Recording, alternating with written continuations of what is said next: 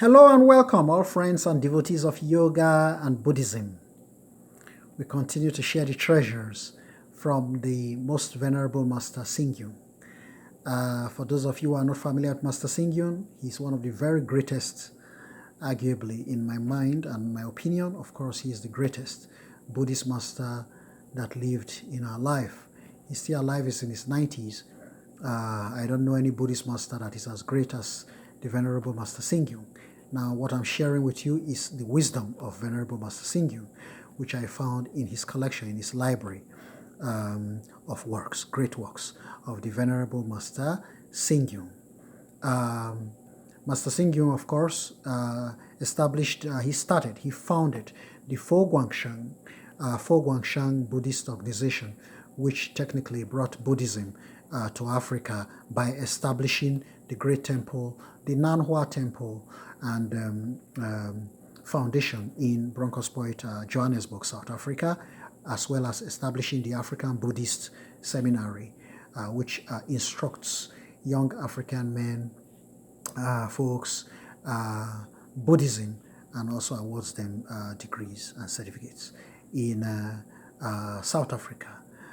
Master Xingyun's done this great work and also established university here, University of the West, Rosemead, California, all over the world. Several universities in Taiwan, not talking about Philippines, other parts, Japan, everywhere. Australia, he has institutes there also of higher learning. And all over the world, technically, hundreds of temples everywhere. Master Xingyun's done so much. That's just like another lecture. I can't even bother myself going into that right now. It's really large. It's tremendously large. He's done great work. Great work. Great work in Buddhism. As a Buddhist authority, Master Xingyun is very great Buddhist authority of our time. Now, here are some of his writings. These are the treasures I found in his collection of wisdom.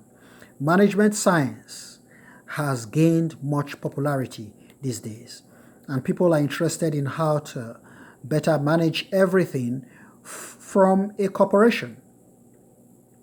Finances, filing systems, human resources, and even to our emotions. In fact, it is most important to manage ourselves well. How can we best manage who we are? How can we best manage who we are? The following are some keys for doing so. Self-management. Do not take credit ahead of others. Whether we run our own business or work in a company, we should not contend for honor and profit.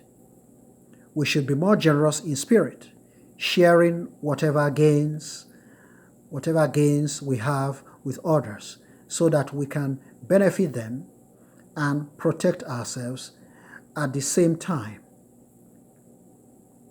According to an ancient classic, ministers do not base their success on profit and honor. During the Qing dynasty, a renowned general was bestowed the top honor by the emperor, Yongzheng, after some major victories. However, the general grew to be so arrogant that even the emperor became suspicious. In the end, as others in the imperial court joined together to sabotage the general, he was sent to jail, where he eventually died. The account illustrates the negative consequences of taking credit ahead of others. Humble table, wise fare reminds us, where there is no way to advance, we should know how to retreat. Where there is a way to progress, we should know how to yield credit to others. 2. Do not fall behind others in morals. Establishing a good name is not as good as cultivating morals. Because of the differences in our abilities and intelligence, our personal wealth, career, knowledge, and reputation vary in many ways. However, we should not allow external circumstances to compromise our morals, compassion, character, humility, and ethical cultivation. While we may often lag behind others in terms of worldly achievements, we should not fall behind in terms of ethical cultivation. We can be without money or worldly possessions, but we should never be lacking in morals. A precious word of truth is worth much more than any amount of gold and silver. Valuable ethics and morals are infinitely taller than any hill or mountain. Hence, we should always be more compassionate, have higher morals, and show greater humility. With consistent effort, our virtues will pervade over time. Do not be indulgent. 3. I'm on the third golden key now from the Venerable Master Singyu. Do not be indulgent in pleasures. There are so many things to enjoy in life, such as good food, nice clothes, a comfortable home, or travel to different places. Furthermore, we enjoy being praised, loved, protected, and cared for, regardless of how much enjoyment is available. The key is not to be indulgent, nor take what we do not deserve, because excesses in any matter will not be beneficial. For instance, we should reflect on the extent of our contribution to work to see if it is commensurate with the salary we receive each month. We should only take what we truly deserve. It is actually not in our best interest if we obtain what is beyond our worth. Accordingly, we should not try to claim too much honor with just a little knowledge and virtue. We should not belittle our contributions in life, nor should we inflate them by enjoying undue privileges. 4. Do not digress from the middle path in speech and actions. One's capabilities can be seen from one's actions. One's moral cultivation can be detected from one's speech. A useful phrase is superior to 1,000 useless words. A single beneficial deed is better than useless hard work. However, most people are too extreme in conducting themselves, dealing with matters, or speaking to others.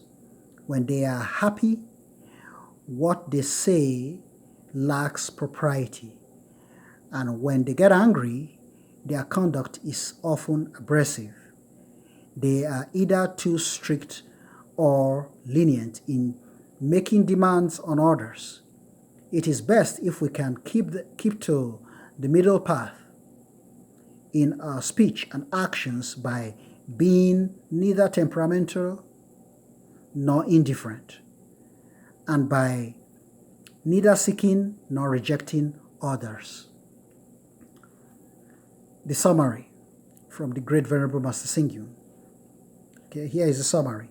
There are certainly standards for interpersonal relations, such as knowing when to advance and retreat, and maintaining self-respect and dignity. The above 4 ways are upholding. The above 4 ways for upholding ourselves provide us with guidelines for proper conduct. Folks, what you should do, always remember in our institute here, always the secret, I'll tell you right now, is always have your pen and your paper. Jotters, jot. I expect all my students are advanced students, because I'm moving fast. There are so many things to do, folks. We're talking here a whole library of treasures, right? There's so much to do. We have to move fast. This is not a daycare. It's not a child care center for watching babies. I'm not a babysitter, right? Okay, I'm an authority on knowledge. Okay, not a babysitter who takes care of toddlers. So you have to see the difference.